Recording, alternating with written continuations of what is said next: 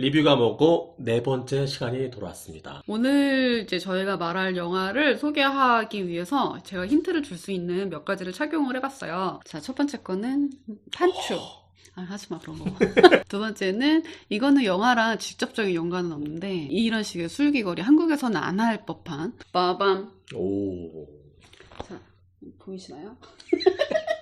이 가방 마그넷입니다. 이것도 직접적인 힌트는 아니에요. 그냥 이런 뉘앙스이다. 자, 오늘 저희가 얘기할 영화는 바로 디즈니의 애니메이션 영화 엔칸토입니다. 숲이 울창한 엔칸토라는 마을에 대가족을 이루고 살고 있는 마드리갈 패밀리. 이 가족에게는 다들 특별한 능력이 있습니다. 정작 우리의 주인공 미라벨은 아무 능력이 없습니다. 그러던 어느 날 미라벨은 이 마법의 집 까시타가 위험하다라는 사실을 깨닫게 되는데요. 자신의 자존감도 회복하고 집도 지켜야 하는 미라벨. 과연 어떻게 두 마리 토끼를 잡을 수 있을까요? 제 줄거리 설명 어떻습니까? 준비된 유튜브 같습니다. 거의 뭐 김시선의 영화 리뷰를 보는 느낌이었어요. 김시선 딱이다요. 이 영화는 디즈니의 60번째 애니메이션 영화예요. 디즈니 플러스에서 봤는데 처음 시작할 때 이제 60스라고 60티스 60th 이 영화가 60번째 영화라고 하더라고요. 기념비적인 영화이다. 이들도 이 영화를 만들기 위해서 얼마나 많은 회의를 했을까. 우리의 60번째 영화가 어떤 영화가 되어야 하는가, 어떤 가치관을 품은 영화를 만들어야 하는가를 많이 고민한 끝에 만들어진 영화가 바로 이 엔칸토다. 감독이 3명이지. 3명 중에 2명이 각각 주토피아랑 모아나를 이제 감독한 분들이더라고요. 근데 안 그래도 영화를 보면서 그림체가 모아나스럽다. 그러니까 얼굴 볼 다루는 그런 형태라든지 어떤 그 등신 나누는 기법이라든지 막 이런 그리고 약간 주인공이 좀 통통하고 조금 까무잡잡한 그런 게, 물론 모아나는 약간 하와이 그쪽이지만 그쪽이랑 좀 연결되는 지점이 있고 주토피아도 마찬가지로 보면은 동물신들이 되게 많이 나오거든요. 동물신을 처리하는 기법, 그런 동물신 자체를 많이 넣는 것, 그런 게 약간 주토피아 감독이 계셨기 때문에 이지 않을까. The rats told me everything. Don't eat those. 엔칸토는 역사적인 배경을 가지고 있는 영화인데 나라는 남미의 콜롬비아고 1800년대 이제 후반 1900년대 초반에 있었던 내전이 이 안에 들어가 있는데 내용이 들어가 있는데 가브리엘 마르케스라는 그 소설가, 남미의 소설가가 있는데 그 소설가가 자기의 작품에서 많이 언급하던 그게 콜롬비아의 바로 내전이 방금 얘기했던 엔칸토의 배경이 되는 그 내전이고요. 저희가 남미를 한 5개월 정도 여행을 했었는데 그때 갔던 여러 나라들 중에 제가 이 영화랑 비슷하다고 생각했던 거는 페루의 옛날 수도가 쿠스코거든요. 그 쿠스코 자체가 굉장히 고산지대에 있어요. 이렇게 경사? 그리고 그런 골목들? 그런 게 좀 많이 비슷하다고 느꼈고, 저는 이제 아까 제가 보여드렸던 멕시코의 산크리스토발이라는 동네가 많이 떠올랐어요. 그래서 이 영화는 이제 콜롬비아의 한 마을을 배경으로 다루지만 저희는 보면서 남미에 저희가 생각했었던 이쁜 풍경들 그리고 어떤 공통적인 특징들을 다 모아놓은 마을의 느낌이 좀 있었다. 그러고 생각하면서 재밌게 봤었어요. 그리고 또 이제 캐스트 얘기를 좀 하면 재미있을 것 같긴 한데 이 영화에 이제 다양한 캐릭터들이 나오는데요. 저희가 알만한 사람은 거의 없었는데 한 명을 찾았습니다. 바로 삼촌 역할을 맡은 브루노인데요. 옛날 로미오 줄리엣 있잖아요. 레오나르도 디카프리오가 네. 나왔던 거기에서 머큐리. 우리나라 같은 경우에는 미라벨 주인공 역할에 우리 오뚜기의 딸 황현지 뮤지컬 배우, 실제 목사는 뮤지컬 배우인 것도 이번에 알았죠. 저희는 이번에 알았죠. 정영주 님이라고 나의 아저씨라는 드라마 박호산 배우의 와이프로 나오죠. 뭐 이렇게 부연 설명할 필요 없는 굉장히 대배우시니까 다 알 것 같아요. 아마 뮤지컬 좋아하시는 분 다 아시고 그분이 할머니 역할을 했죠. 아부엘라.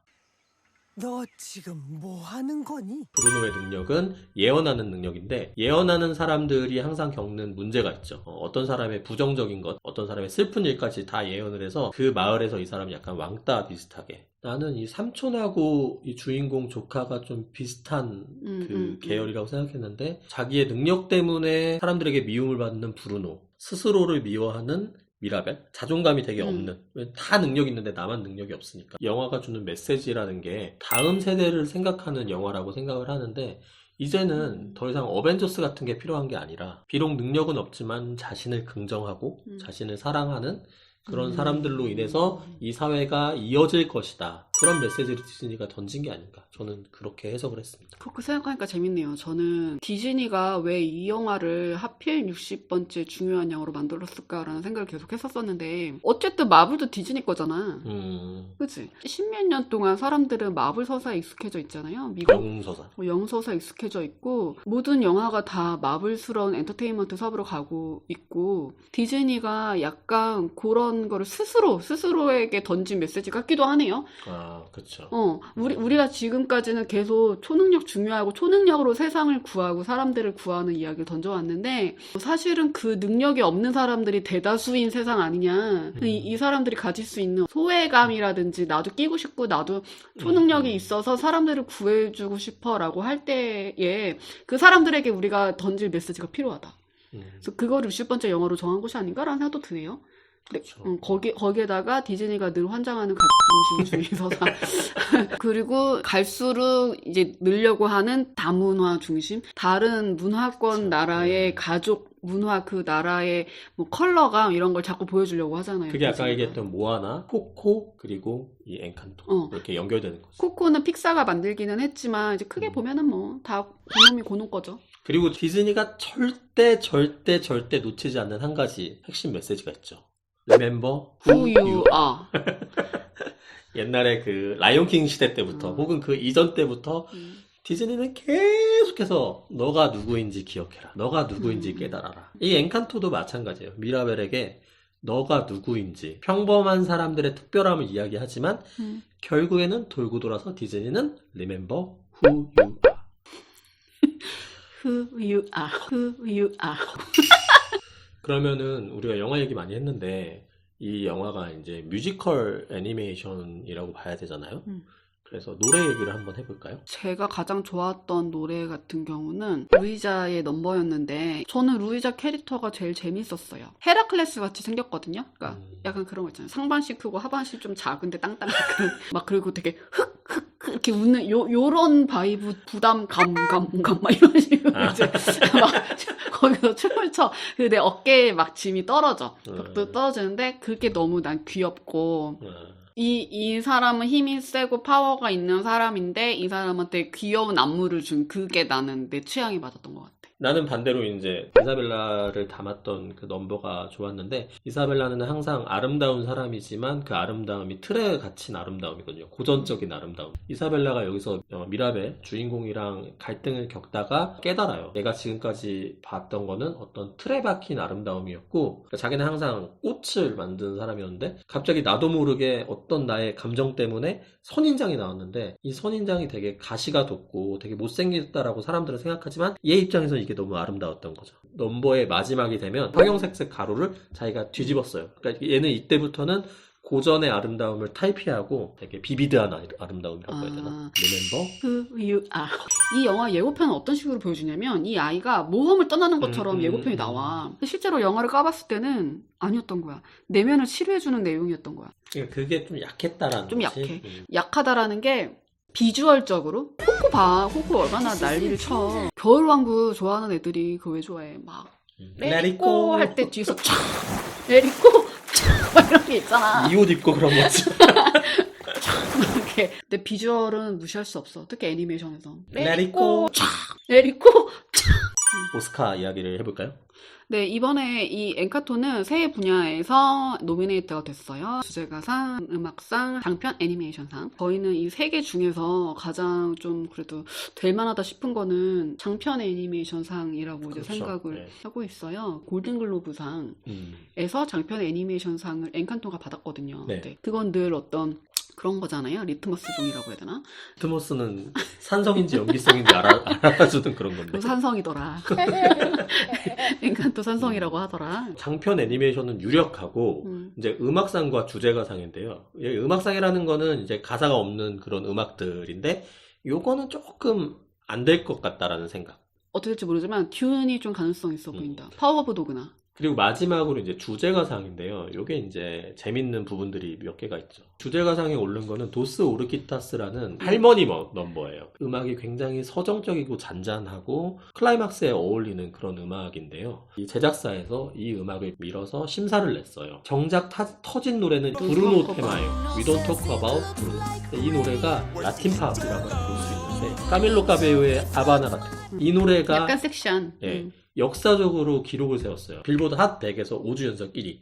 우리가 뭘 제쳤죠? 아델의 이주언미. 네. 안타깝게도 이 노래를 오스카에 올리지 않았다는 거죠. 그 도스 그 노래가 그렇게 심금을 울리지 않았던 것 같아. 근데 나는 심금은 안 울렸는데 그 표현하는 그 부분이 좋았어. 마지막에 그 할머니의 회상씬에서 이 노래가 깔리거든요. 잔잔한 음악과 함께 쭉 설명해주는 난 그 씬은 되게 인상적이었어서. 코코의 기억해주만큼 이게 막 올라와? 그러니까 왜 이렇게 날카로워? 올라오냐고. 그게 중요하지. 상을 받냐 맞냐인데. 그래서 저는 뭐 그까지는 아니지만 비슷한 무드라서 좋아서 저는 과감하게 이 노래가 주제가상을 받을 가능성이 있다고 생각합니다. 존중인이 취향해주세요. 이 밸런스 게임을 갑자기 해보자면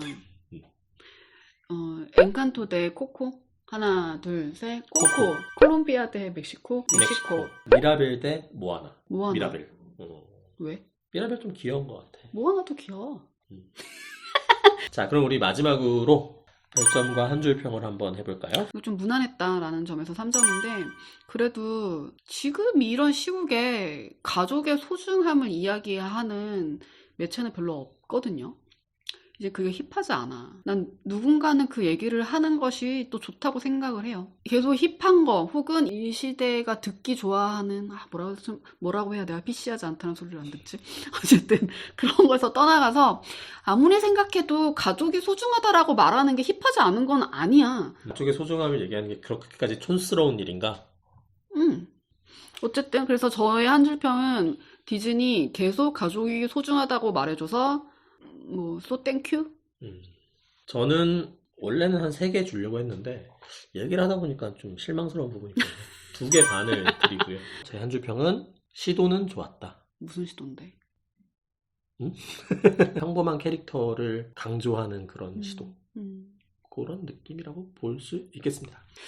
다음에 어떤 영화를 할지 아직 안 정했어요. 가장 지금 좀 가능성 있는 건 웨스트 사이드 스토리. 재미없다고 난리가 났던데. 사실 뭐 보고 싶은 영화는 벨파스트나 소망이가 좋아하는 크리스틴 스튜어트가 나오는 스펜서 정도고, 저는 드라이빙 마이 카를 좀 보고 싶은데 과연 우리가 그것을 보고 편집까지 오스카 전에 할 수 있을 것인가. 그러면 여러분 다음에 또 만나요. 안녕. 안녕.